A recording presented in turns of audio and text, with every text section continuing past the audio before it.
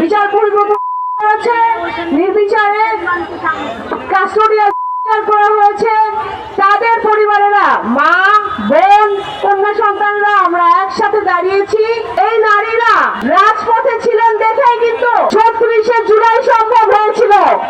আমার এই বোনেরা, এই মায়েরা, এই কন্যা সন্তানেরা যদি রাজপথে নেমে না আসতেন তাহলে আমার মনে হয় না আমরা ৩৬শে জুলাই দেখতে পারতাম। আমাদেরকে কর্মঘণ্টা কমিয়ে ৫ ঘন্টায় নিয়ে আসা হবে। কেন ভাই? আমরা আমাদের কর্মদক্ষতা বাড়িয়ে সেটাকে কেন ১২ ঘন্টায় করতে পারি না?